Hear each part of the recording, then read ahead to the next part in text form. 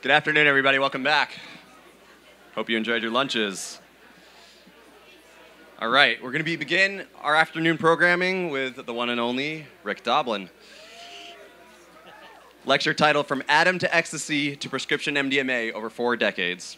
Rick Doblin, Ph.D., is the founder and executive director of the Multidisciplinary Association for Psychedelic Studies, MAPS.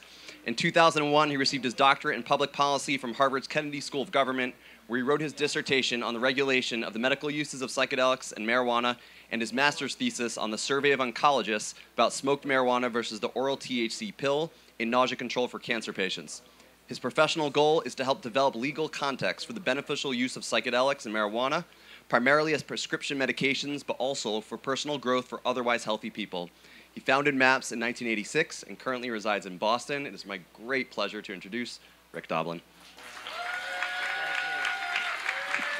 Thank you.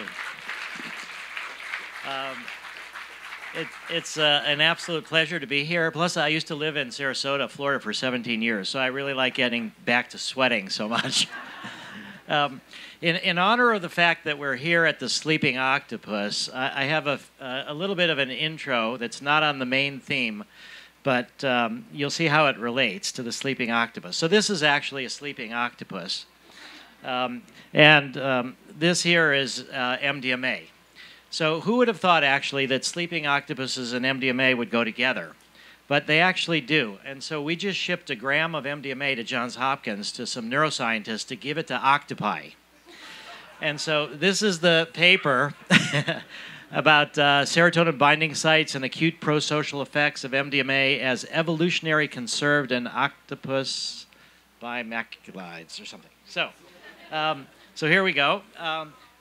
From what I've learned this just from reading this paper. So octopuses are generally not social, and they live in solitary. They're only social actually during mating season. Serotonin has been around for a long time. Octopi and humans diverged, or the origins of humans diverged around 500 million years ago. And so there was a question, is this serotonin system involved with octopi? And it's turned out that they've done this Bioinformatics Study, and they do have binding sites for MDMA. So the neuroscientists at Johns Hopkins did this little study, and what they do is they place an octopi in the center of this chamber, and it has 2 doorways. One goes to an object, the other goes to either a female or a male octopi. And they try to figure out in which space does the octopus spend the most time. Now, what they do in between the first test and the second test is they bathe the octopi in MDMA. So they put the MDMA in the water, and the octopi get it for 10 minutes. They absorb it, and then they do the test again. And so the results are that the female social object, both male and female, spent more time in the social chamber. If it's a male social object, both males and females spent more time. And if it's without MDMA, they spend more time with the object. And so what they've concluded is that MDMA increases pro-social behavior that are normally suppressed in octopuses. So we've been able to wake up sleeping octopi with MDMA and get them interested in mating. So that's the glory of neuroscience. I've been waiting and waiting just to share this octopi information here. It just came out just a few weeks ago. So very briefly, why are psychedelics important? Why is what we're doing very important? And Einstein said, it's become appallingly obvious that our technology has exceeded our humanity. Last night I just talked about how we're overdeveloped intellectually, underdeveloped emotionally and spiritually, and we're struggling to deal with the technology and the war machines, things like that. The UNESCO charter after World War II said, since wars begin in the minds of men, it is in the minds of men that the defenses of peace must be constructed. So that, again, focuses on our own psychology. And this was confirmed for me in '83 by Robert Mueller, who was the Assistant Secretary General of the United Nations. And he wrote this book with the picture of the Earth from space. And his thesis is we have the UN to mediate conflicts between countries, but a lot of these conflicts are religious-based. And we need a global spirituality, which doesn't mean one world religion. It just means that we have this kind of sense that we're all part of a big picture. And from his perspective, mysticism is the antidote to fundamentalism. His book was great, but it didn't say anything about psychedelics. So I wrote to him and I said, hey, psychedelics. And he wrote me back. And we ended up collaborating on me sending MDMA to a bunch of mystics of different religions all over the world, and they reported back to him. And so this, for me, is this confirmation that the purpose of what I'm going to be talking to you about mostly today is medicalizing MDMA, and other people are medicalizing psilocybin. But I think that the broader goal is to make it so that there are hundreds of millions of people that are more spiritualized, that it needs to be moved beyond medical context, spiritualized people, so that they're not so easily manipulated by fears and anxieties. Edgar Mitchell said, when we see our fundamental unity with the processes of nature and the functioning of the universe, as I so vividly saw it from the Apollo spacecraft, the old ways of thinking and behaving will disappear. And I think that, again, shows that there's different ways to get this. We can shoot people up in space and have them look at the Earth, or we can give them psychedelics. I suppose they could meditate as well. There's other ways to do it. But through the Good Friday experiment, it was the first study in '62 with Timothy Leary at Harvard, the first study to look at psychedelics and spirituality. I did a 25-year follow-up to these people, and the people that got the psilocybin reported that the mystical experience increased their acceptance of other religions and beliefs. It deepened their equanimity in the face of difficult life crises. It reduced their fear of dying, and then it produced greater solidarity and identification with other genders, foreign peoples, minorities, and nature. So this, for me, is the theory of social change, that if you help people have these experiences that help them really feel our connections, that will have political implications. Now, we do know that culture and the set and setting are more important than the drug, and that they will mediate how people interpret the experience. So it's not an automatic give people psychedelics, they'll wake up and it'll be a more peaceful world. But I think that's still the lot of work to do beyond getting the drugs available, but I think that's a first step. And then also, particularly with MDMA, a lot of people, we heard earlier today, too, from Monica about multi-generational trauma and epigenetics. And so Richard Rockefeller, who helped us before he died in a a plane crash about 4 years ago, was very interested in this idea of multi-generational trauma and healing PTSD. And so he really helped us to open up the door to relationships that we have with the Veterans Administrations. And so what we know from MDMA is that if we can help people work through their traumas, they can see the world more for what it is, not carry the fears and anxieties from the past always into the present, and hopefully then we can use this to have people work in kind of conflict resolution contexts. Now, I started MAPS in '86, so it's 32 years since I started MAPS. MDMA was criminalized in '85. And just to give you a brief sense, MAPS is now over about 37 people. We have a fundraising team, communications team, media, operations, our psychedelic harm reduction, that they'll be here tomorrow to do. One of the tentacles will be about how to do psychedelic harm reduction at festivals, and our advocacy team, Natalie, was the one that reached out to Monica. So that's the MAPS side, the nonprofit. Then we also have the Benefit Corporation, and these are these refugees from Big Pharma who preferred psychedelics to the drugs they were working on at Big Pharma. Many of them, I met them at Burning Man, not surprising. But this is part of our clinical research team. But then we've also been training lots of therapists. So we've been preparing for phase 3. We've scaled up. We've now trained 84 therapists in different trainings, 42 male-female co-therapy teams. And so we're really raring to go to work on FDA phase 3, which is going to start in September. But really, why this progress is happening, why this is all possible, is because of the FDA. So the FDA was successful in shutting down psychedelic research, starting in the middle 60s, they started getting much more cautious. 1966 was when the National Institute of Mental Health last funded psychedelic research. So that's over 50 years ago. NIMH, to their credit, did fund early research with ketamine for depression, but not with any kind of classic psychedelics. But the people that regulated psychedelics at the FDA switched. A new group took over in 1990, this pilot drug evaluation staff, and they decided to put science before drug war politics, and that's how things started. And so then there was a meeting in 1992 where the FDA had with an advisory committee, and that's where they formally ratified the idea that they were going to move forward with psychedelic research and that they would regulate it the same way they regulate any other drug that Big Pharma wants to market. So in a way that sounds harsh. You know, little tiny nonprofits, we're going to have to do the same thing big, you know, multilateral, mega-billion-dollar Big Pharma has to do. But that sounded awful harsh, so it was actually really good from the point of view of the DEA, the Office of National Drug Control Policy, the Drug Czar, NIDA. When FDA proposed to apply the same standards to us as to Big Pharma, all these other groups that have more of an anti-drug orientation said, yeah, sure, nothing will ever come out the other end. But they were wrong. So then in 93, Mornott Hefter Research Institute started in 93, and then Beckley Foundation in England started in 98.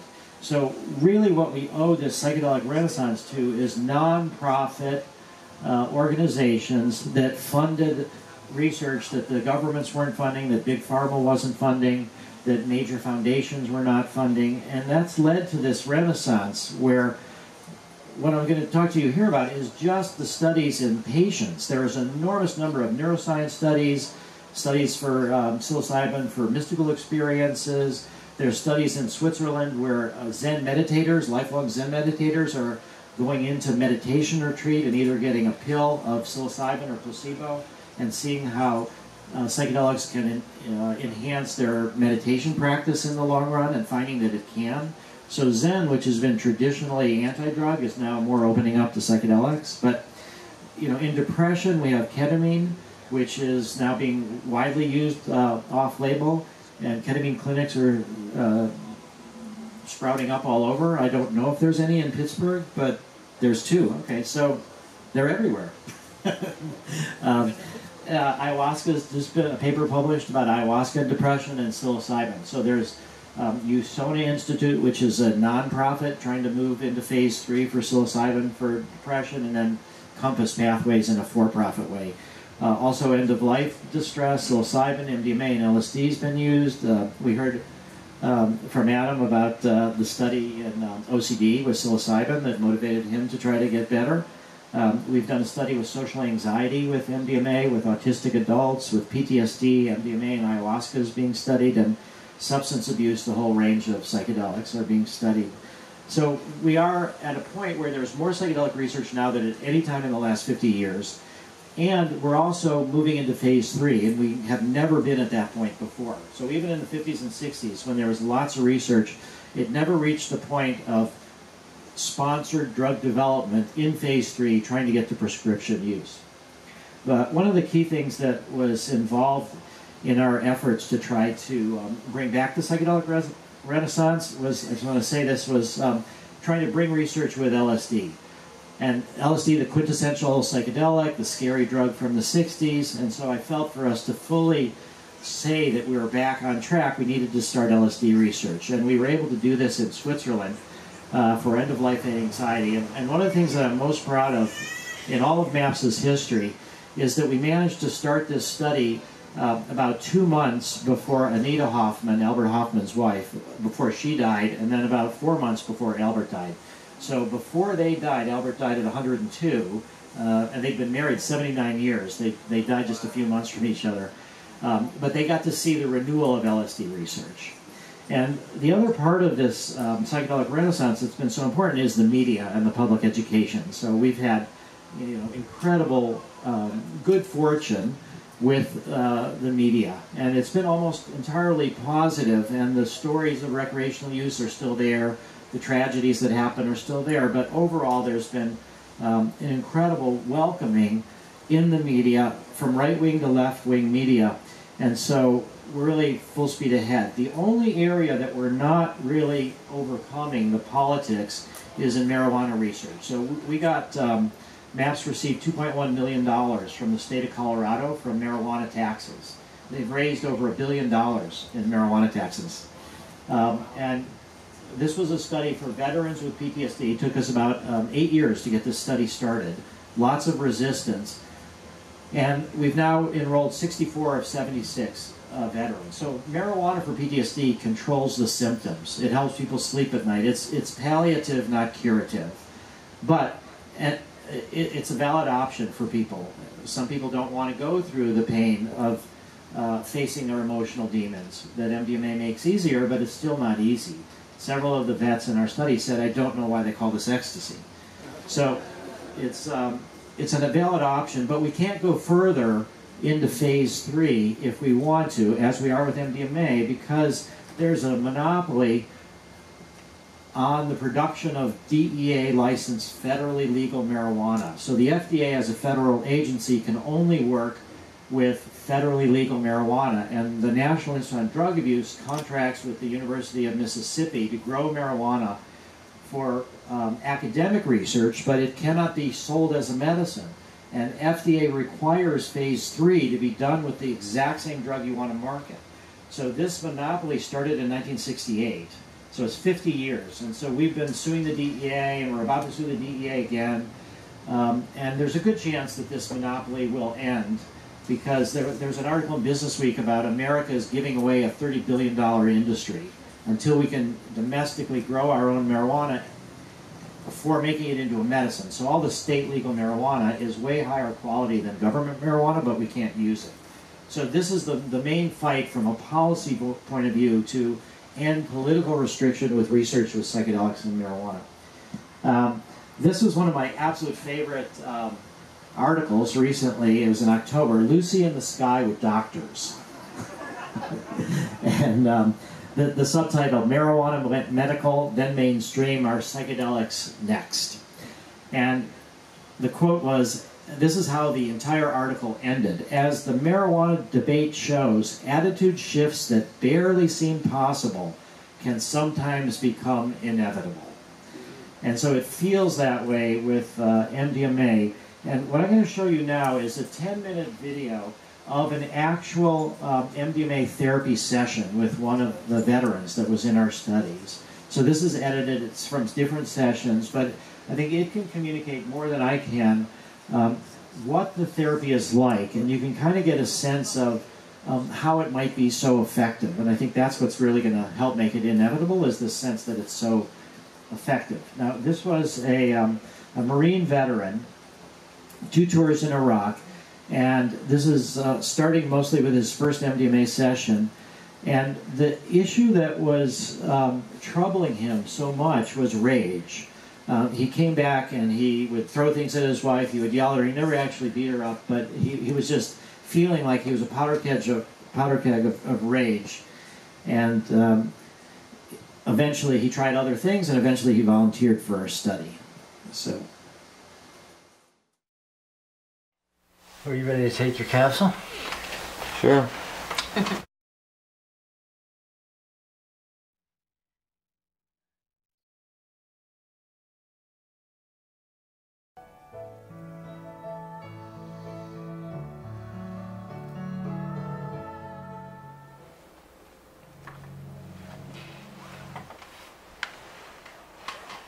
I just want to tell you, I had this this really intense feeling come over my body, and my heartbeat started beating real fast, but I didn't get, at first I started feeling a little afraid, but then once I started breathing, I've never felt that before.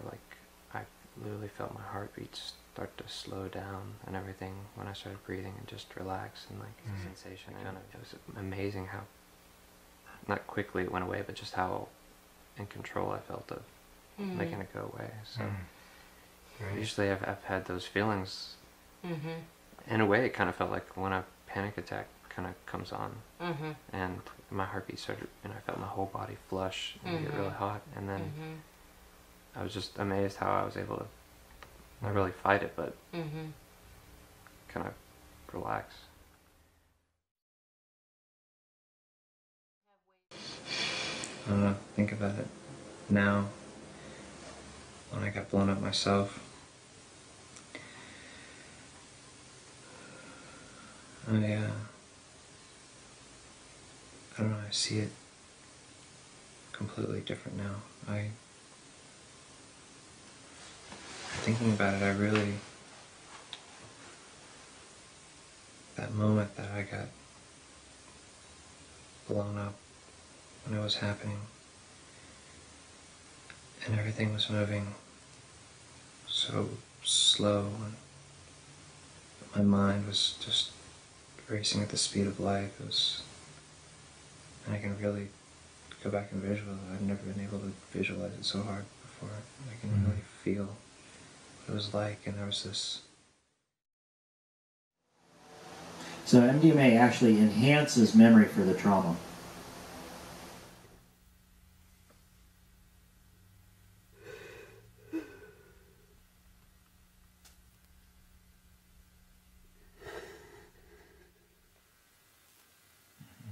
I just don't let myself feel sometimes how much it hurt. I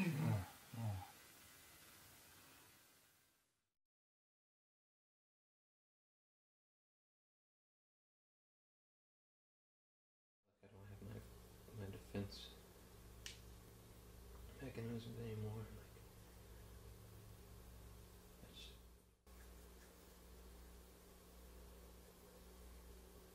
Well, it makes sense, you know, that there would be more of those feelings coming up. And you know it's really hard.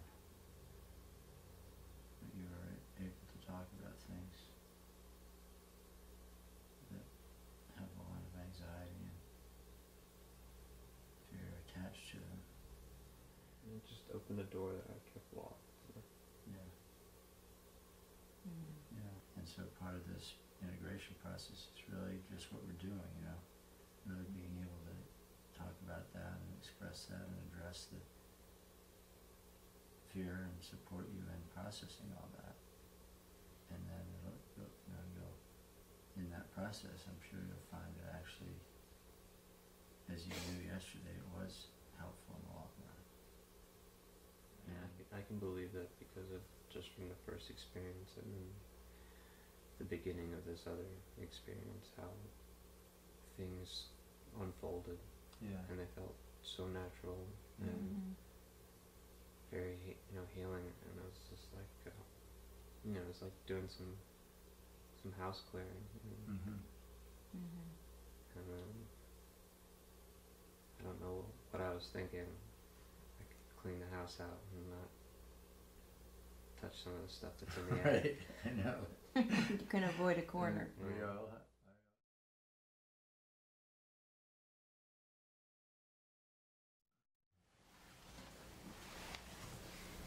I just feel like I should tell y'all something that was just really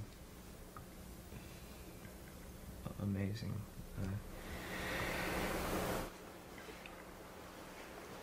It's hard to put it in words.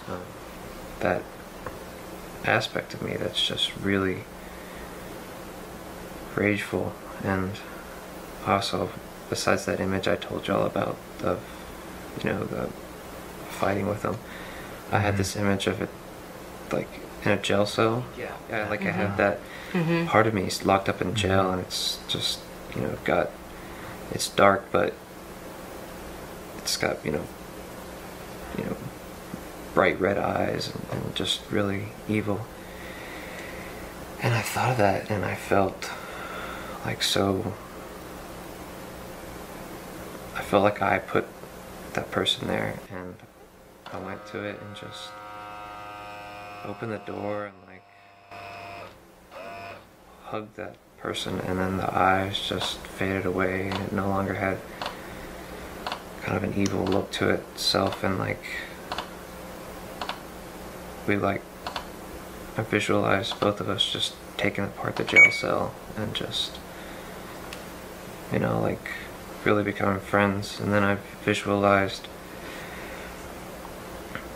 I visualized that image I told you about of me, like it coming out of my hips and it stabbing me in the side and everything, and I just had a strong visualization of me like reaching up where the knife was in my side and taking it out, and like I took my hands off of its neck and didn't choke it anymore and just like really embraced it, and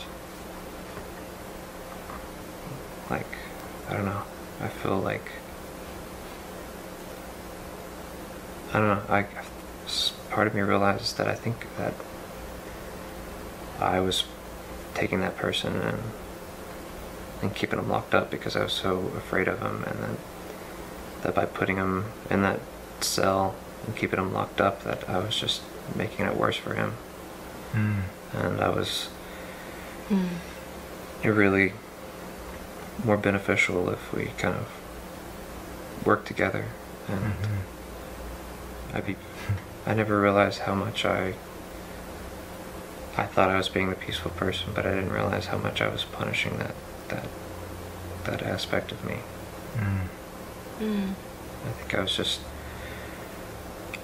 I think maybe in Iraq I saw what it was capable of, and I think I was too afraid to, you know, and a part of me just feels like so bad that I did that to him. I mean, I know it's me, but I just describing it wise. Part of you. Yeah. I don't know, I just got this amazing sense of just, I guess, wisdom. I really don't know. Sounds a lot like wisdom to me. It was really amazing. And even when I try and think of that really rageful aspect of me, like I can't even, I know it's there, but it just doesn't, I really feel like so much more at peace with like everything. Great. Like even if I try and think about Iraq and everything, like I somehow feel like really peaceful about the fact that that's my journey, and that Yeah, thanks for sharing that. part of me I mean, I know this is part of the part of the drug, but when I try and think, am I going to be able to hold on to this this understanding and this somewhat of wisdom, this knowledge that I have now. I mean, just asking myself that question, I feel like it's so profound that I don't think I could really forget it. I don't know why I couldn't have come up with this on my own, but I'm glad I found it. I'm glad too.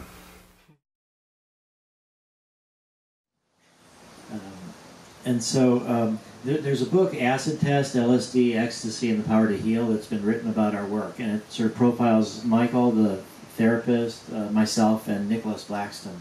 So this is the one that's in the book, if you want to learn more about his story.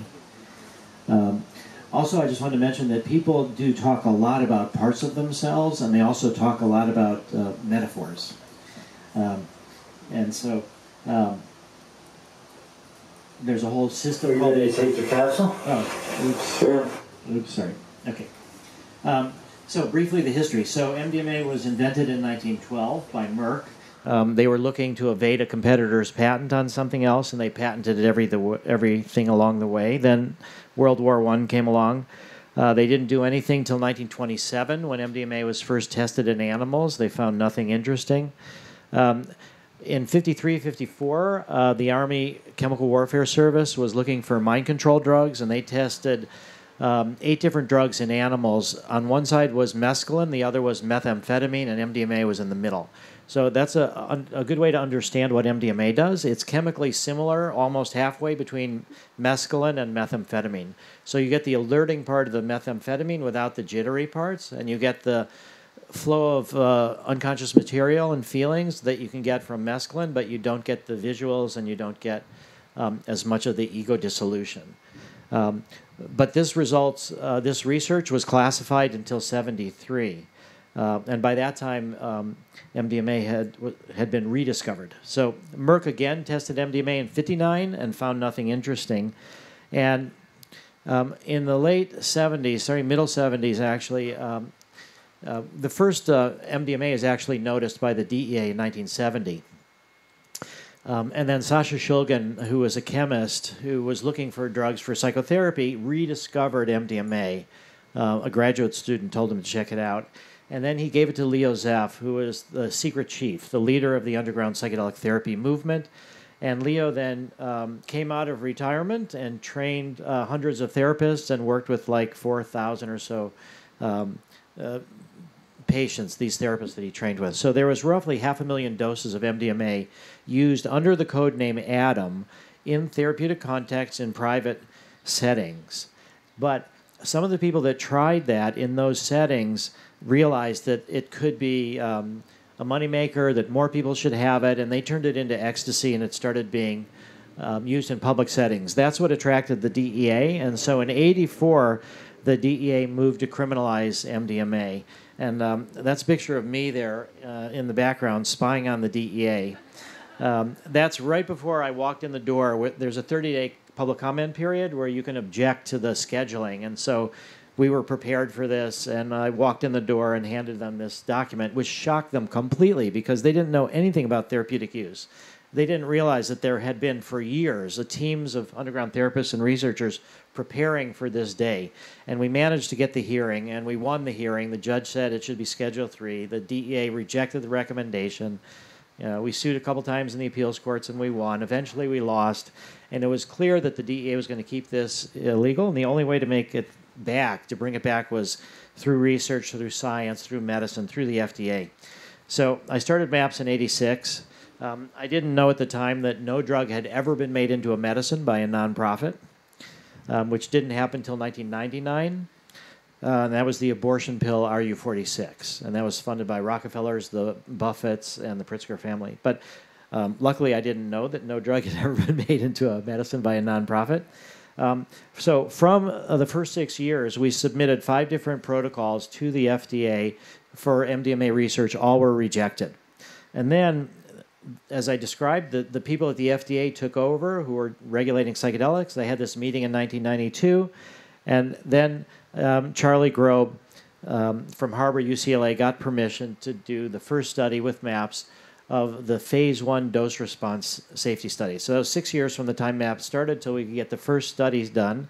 That took us till around '96. Then we started trying to work on therapy studies with Charlie. And then the rave movement just kept growing and growing, and ecstasy was more popular. And then Charlie felt that MDMA was too controversial, and he switched to psilocybin, which he thought was less controversial. It wasn't used in party settings as much. And so that was the origins of the work with it's now evolved with psilocybin for depression, was Charlie moving to do the first study. But that left me unclear what to do next. And so in 2000, we started the first study with PTSD, and this was in Spain.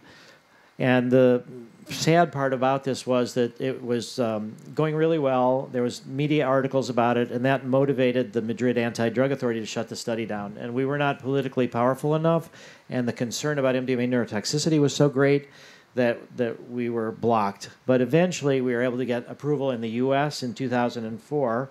We published these 2 papers in 2010 and 2012 about it. And basically, what we have continued to do is a series of these phase 2 exploratory pilot studies. So the lessons that we learned in phase 2 were, first off, that the treatment works regardless of the cause of PTSD. So Zoloft and Paxil, which are the only drugs that are approved by the FDA for PTSD, they work better in women than in men, and they don't work at all in combat-related PTSD.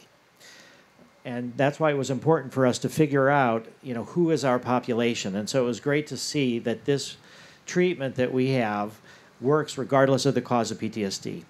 We also learned that low doses, which I had written about in my dissertation, I was so proud because I thought I solved the double-blind problem of how to do double-blind research with psychedelics using low dose versus full dose. And my dissertation committee all thought I solved the problem. And the beauty of research is you get to test your ideas. And so when we started testing it, we discovered that I was completely wrong, and that low doses do enhance the blinding. That's the part I realized. But low doses of MDMA in PTSD patients actually make them uncomfortable, and it has an anti-therapeutic effect. So low doses, the people still got better a little bit because of the therapy, because of all that, but they didn't do as well as the people that got the therapy with inactive placebo. So when we went to the FDA, we basically said there is no solution. You can get blinding, but you're going to make it easier for us to find a difference between the two groups than if we just test therapy with inactive. And both FDA and the European Medicines Agency have agreed with that and let us do control versus inactive placebo. We also learned that we could administer it safely. Nobody overheats. Nobody dies from drinking too much water. Nobody commits suicide, although one day somebody might, but it hasn't happened yet. And hopefully it'll never happen. But I did ask some of the FDA EMA people if that happens, would that shut the study down? And they said absolutely not, because we're working with a population that is already prone to suicide. And we learned that there's a medium to large effect size, which is remarkable. So the SSRIs for PTSD have a small effect size. The one other thing that we learned, and you'll hear about this more from Al and others who are going to talk about psilocybin, is that there's a link between the depth of the mystical experience with LSD and psilocybin and the strength of the outcomes. The fuller the mystical experience, the better people lose their fear of death, the better people overcome depression. And we use the same questionnaire in MDMA research, and 0.6 means a full mystical experience. And the comparator doses, the low doses, mean was 0.15. You could see people at low doses don't really have much of in the way of a mystical experience. But with the active doses, the mean is 0.46, and about 7 or 9 almost of these people had a full mystical experience on MDMA, according to the questionnaire. But we learned that there is no correlation between the mystical experience and therapeutic outcome with MDMA. It requires more working with your trauma, being grounded in your biography. And our results, the placebo group, after 2 sessions, because of our therapy, these are chronic, severe, treatment-resistant PTSD. 23% of them no longer have PTSD 2 months after the last experimental session. So that's really actually pretty good, and it validates compared to, with other therapies too. So our therapy without MDMA is pretty good. You add MDMA and it's up to 56%. But then the important question is this just like a psychedelic afterglow? Does it last? And what we showed is 12 months later, 2/3 no longer have PTSD. So what's going on is a process has been started that continues on its own to develop, and people continue to get better. And of the 1/3 that still has a diagnosis of PTSD, many of them have had clinically significant reductions in their symptoms, and maybe if they had a 4th session or so, they might get below the threshold, but we're only limited to 3. So we presented all this data to FDA in 2016, and they said, yes, you can go to phase 3. It was covered in the New York Times. Michael did this terrific interview on Fox News. So we're, again, bipartisan support, but we didn't immediately go to phase 3. There's the option for pharmaceutical companies to negotiate with the FDA in what's called a special protocol assessment process. And that delays things. So Big Pharma doesn't usually do it. But for us, because of methodology, other issues, it's complicated. So we negotiated with FDA, and we reached an agreement on July 28th. And that agreement letter is a legally binding contract. So FDA is required to approve MDMA if our design gets statistically significant evidence of efficacy and no new safety concerns arise. That might be a concern for new drugs, but MDMA has been tested by 50 million people over the last 30 years, and so we know the risk profile. So we've got this special protocol assessment. This is the agreed protocol. 3 MDMA sessions with 12 90-minute non-drug psychotherapy sessions, 3 before the first and 3 after each one. And then the first session will be 80 milligrams, followed 2 hours later by 40 milligrams to extend the therapeutic plateau. And then there'll be the option for a discussion between the therapist and the patient to stay there or go up. But we assume most people will go up on the second one, and then they'll discuss what's the third one. So this is the reason why there's such an interest in what we're doing. This is 2 years ago, the last data that came from the VA. And 868,000 veterans were receiving disability payments for PTSD. It's probably over 1 million right now. And over 560,000 were receiving disability payments for depression, anxiety, and other mental disorders. These are just veterans. And there's way more people with PTSD from other causes. The estimate is that it costs the VA $17 billion a year. 1 year, $17 billion, and $29 billion for all mental disorders. And these are numbers based on costs that was in a congressional testimony in 2004. So these are 14-year-old cost estimates. So it's an enormous burden of suffering and money. And these are the currently available treatments, pharmacotherapies that don't work that well, psychotherapies that work for some people but have high dropout rates because it's difficult to confront the trauma. And on the basis of all of our data, we applied to the FDA for breakthrough therapy, which is the most important program FDA has to facilitate the most promising drugs. And I wasn't sure that they were willing to do this because this is very public, and Trump would find out, and Sessions would find out, and members of Congress. But they gave it to us. So this is the final step of good faith on the part of FDA.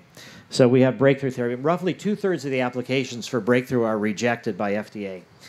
Now, the other good news is, costs are going to depend upon the number of subjects, and the number of subjects depend on how strong the effect size is. So we're hoping that it'll be 200 people, and that'll be roughly 21.7 million if we have medium to large. But if it's small to medium, it'll be 26.7. So that's what our fundraising was, just to make sure we would succeed.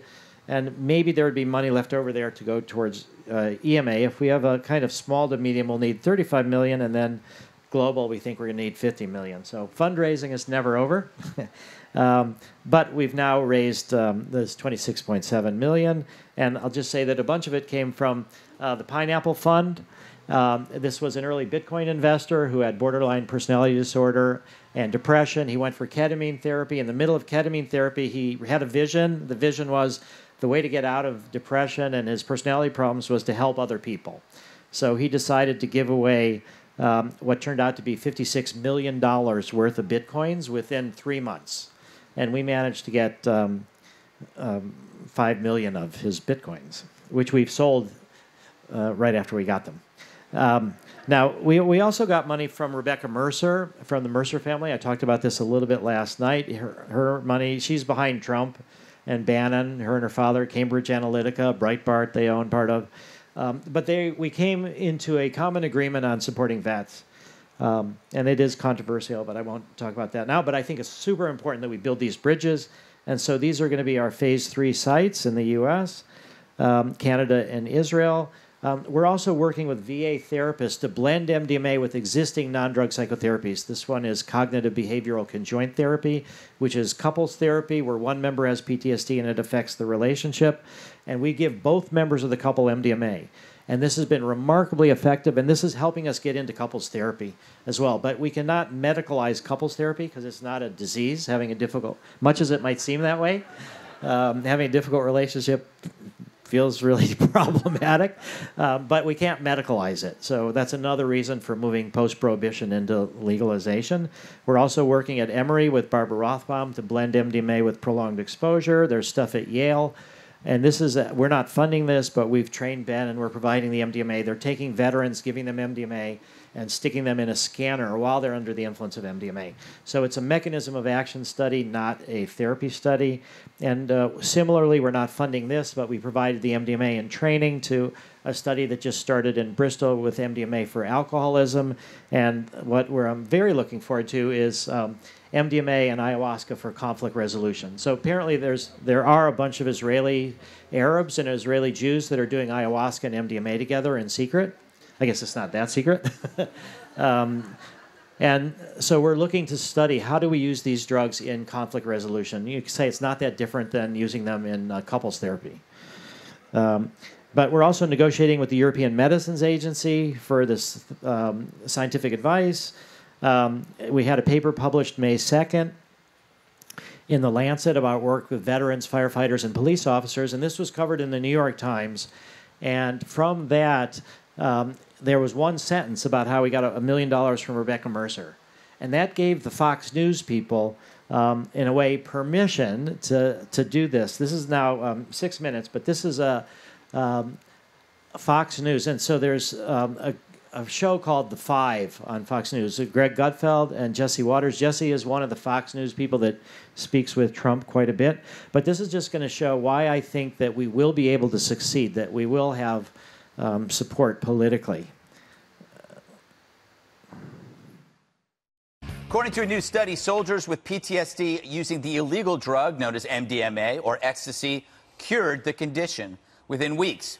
This is key because I don't think I've ever seen the word cured in a highfalutin medical journal. Usually it's significantly improves, but never cures. Now, the study was small, 26 patients. Just by the way, we never use the word cured in When the a paper. substance has a real effect, meaning it changes you, it also frightens people. Drugs like ecstasy are illegal because they work. And when things work, they are hijacked for other purposes, to have fun, for example, and then people die from taking too much. And that's when the law breaks in and bans it. This has happened to many substances that could have helped millions of people. Just decades ago, MDMA showed real promise in psychotherapy. Then it got banned. But times are changing. We realize it's absurd to punish a substance and a patient because the substance has potential for abuse. Instead, let scientists test them on various hard-to-treat illnesses. You want a crazy example? Try botulinum toxin. It's a substance that's deadly. Yet instead of reporting its lethality, newscasters shoot it into their faces. Because it reduces wrinkles when used wisely, it's poison! Other drugs like Special K are now being tested on depression. Pot's also being tried on PTSD as well. So with scientific study comes progress and relief. So why not send a drug down that path instead of leaving it on the street? All right, you know what I think is smart, Dana? If you look at a lot of these studies, it's the choice of the patient. If you use veterans, people have an innate sense, Democrats and Republicans, that we owe it to them. Interesting. Yeah, so it's a great strategy. Like if you just did, this is a study of depressed IT workers. People are going to go, that's too bad. No, because also we have thankfully learned enough about PTS that your computer's never getting fixed. Yeah, I know. Sorry, IT workers. I think we've learned enough about PTS to understand just how damaging it is to somebody and how the terror, especially also the suicides. Yes. Okay, so yeah, I agree with this. One thing I think that could happen because of this study and the concern about it being misused and abused is the possibility of new delivery devices. So, for example, if you find out that it's something that works for a patient with PTSD, a veteran, is there something like an implant? Yeah. Something that where the doctor is in charge of it, and it's not something that's like handing pills out on the street. Right. And there's a lot of new innovations like that happening. And Scott Gottlieb, who is the FDA commissioner under President Trump, he's really forward-thinking in this regard. So it's possible that something could actually happen. I hope so. Juan, they're looking at all sorts of drugs that we've always been taught in the 70s, like when we used to watch Dragnet. Remember, every drug was bad, acid, but now they're looking at these things because they see they have potential for many illnesses. Yeah, I mean, marijuana is at the cutting edge of this, and it's again, it's older people who find it's good for pain relief, relaxation, and I think it's lots of people who are voters. And so I think you're seeing the country change on marijuana in a radical way in our lifetime. While they're voting? I don't know. That explains a lot. It explains November 2016. Okay. But that explains why people are smoking more pot. But you know what struck me was I thought when I first read this, I think, oh boy, this is not, you know what, this is like some big pharmaceutical companies come up to this. And I get through the story and it says, no, not at all. This is Association for Psychedelic Studies. Right. Which was created in 1986 after MDMA or ecstasy had been banned. Exactly. So I don't know. So then I thought, well, so were these people supporters of ecstasy? Is that why they were created? I think that there was a group of psychotherapists who were really, really angry when a valuable tool was taken from them. And I can't remember the guy who's in charge, Doblin, I think, or Dobler, I can't think of the guy's name, but he's been pioneering all of this.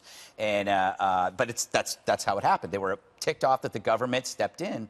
And but you know, it's interesting to me that, you know, previously most conservatives would have said, oh no, absolutely, oh no, no, no. But now, given the veterans' needs, and because it's a crisis for the veterans, all of a sudden the conservatives are like, oh yeah, what? Let's try that. I think that was the key. I think, Kimberly, what do you think? Yeah, I think that, you know, this is part of the overall, you know, complex problem that we have facing veterans, those that are coming home, so many more of them surviving injuries that otherwise that would have been life-threatening or ending in TBI, traumatic brain injury, the depression, anxiety, the homelessness, the things that come with serving, being away, families broken up. It's very difficult, but I think there is definitely a genuine interest in trying to do the best for our men and women that serve, and part of that would be allowing them maybe exposure to some other different types of remedies or drugs or therapies that might be beneficial to them. So many of them can seek, you know, the help of the VA as a, you know, a last resort, and I think that's why we really need to do something about it and put in somebody very strong and great there to do a wonderful job for the veterans and really help them. You know, Jess, did you ever think you'd be doing a pro-ecstasy segment on Fox News? No, my mind's spinning right now, and I haven't taken any ecstasy. LSD was used in the 40s and the 50s and the 60s in small clinical trials to treat alcoholism and PTSD and depression. And then it was banned because people would abuse it, and now it's getting a second look because of this. The brain scanning imagery is so much more detailed. You can see if it's MDMA or a small dosage of LSD, what effect that has on the brain, and it gives the scientists and the medical professionals a more accurate read on what it's actually accomplishing. I think every option should be on the table. If it's a therapy dog, if it's psychotherapy, hyperbaric chambers, medical marijuana, MDMA, let's get it all fixed, and something that's taboo shouldn't prevent doctors from trying to help. Can I be the with radical conservative on this, though? therapies. I just don't Whoa, want... this is getting weird. I know, but I just don't want... Ecstasy can kill young people. They go to these parties, these raves, and but then you hear small somebody's dose daughter... in a clinical trial, it's you know, controlled. be careful, folks. Well, no, that's good. That's important. You don't want people to get the wrong idea about it. But it just goes to show you, once again, it's the men and women that serve that are the bravest to try other remedies and treatments that are going to help other people, right? Exactly. What would you do for your family member? That's the point, you know? Exactly. Great. So that's the value of taking Rebecca Mercer's money. So I've just got 5 more minutes. So it'll be really fast. Okay. According to a news. Okay. So June 12th, we were not too long ago. We were at the month. So we were at the European Medicines Agency, negotiating with them. This was my badge. This was our prep. Beforehand, the fellow up in the upper right used to be head of safety and efficacy for the entire European Medicines Agency. So we've got tremendous consultants. This is afterwards, and then it took a while, but we got the scientific advice. And basically they said, go forward. We want you to move into phase 3, but we want you to make your studies a little bit larger, and we want you to work with migrants and refugees with PTSD.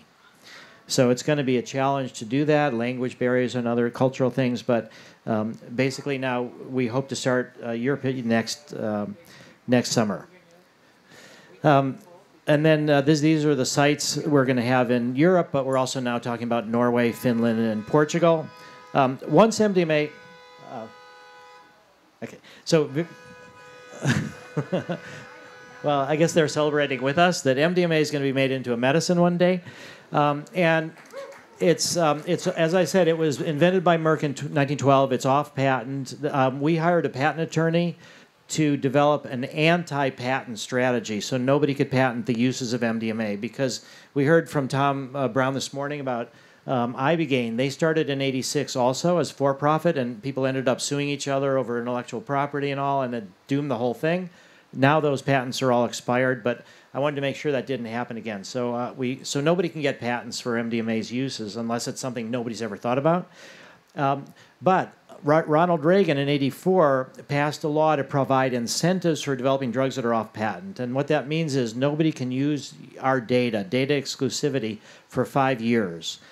to market a generic. Somebody else could make their own data and get MDMA approved for PTSD, which would be great if they wanted to do that, but they can't use our data. And so the benefits of it, that we have this period where MAPS might actually have a monopoly on MDMA sales for medicine. So we've created the Public Benefit Corporation to sell MDMA, to do the research, because that's taxable. So people make investments into donations to MAPS, which are tax deductible. MAPS invests in the Public Benefit Corporation, and then that will sell MDMA and pay taxes. And there's only one investor in the Public Benefit Corp, which is the nonprofit. And then we're developing our own set of standards, ethical standards, with ethicists at UPenn, who are trying to quantify numerically how you assess our public benefit. To what degree are we actually benefiting the public? A lot, I'd say. Now, also compassionate access. So Trump just signed a bill called Right to Try. The FDA version is called expanded access. It's compassionate use. So if you have a disease that nothing helps and there's a drug being tested for it, even before it's approved on a compassionate basis, you should be able to get access to it at your own risk and at your own cost. And that's expanded access. So that's what we hope to do here in Pittsburgh next summer and elsewhere, is start expanded access sites where PTSD patients who are treatment resistant can come to people that we've trained and get therapy for that and pay for it. Eventually, it'll hopefully be covered by insurance. So also, we have to agree with FDA and DEA that once it's approved as a medicine, it's only going to be prescribed by people that we've trained, although they can modify the method, and it's only administered directly under supervision. So it's never a take-home drug. So from a DEA point of view, drug diversion is really easy to control. Our training program is this online course, then we have a week-long training, then we have home study, another week-long training. Then the first PTSD patient the male-female team works with, we supervise and give them feedback. And then there's this optional opportunity to take MDMA. And Monica talked about what her experience was like in that study, but it's optional. So we're going to have one diploma for those people that go through our training program but don't want to take the MDMA, and then this one for those people that do take the MDMA, so the patients can tell the difference. Then we'll have upscale psychedelic clinics in beautiful spots. We'll have storefront psychedelic clinics, and we anticipate approval in 2021. There's 14,500 drug abuse treatment centers in America. There's 61 hospice centers, 33,000 yoga, Pilates. So we think that there's going to be thousands of psychedelic centers that we're going to roll out in the 2021, and we think there'll be enough of them that you'll be able to go to Google Maps and put in psychedelic clinics, and you'll get them. In Europe, you'll get a bunch of them. There'll even be ads like this one day. I mean, we might not make this ad, actually, but this is a good one. Ask your doctor if MDMA therapy is right for you. For all of you that want to learn about being therapists, ready for a new career in psychedelic-assisted therapy, or for those just who want to go to Peru, drink ayahuasca.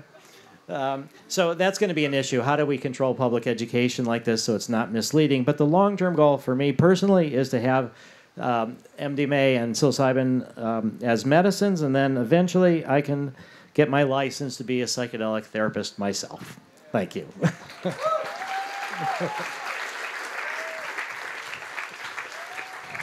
Thank you.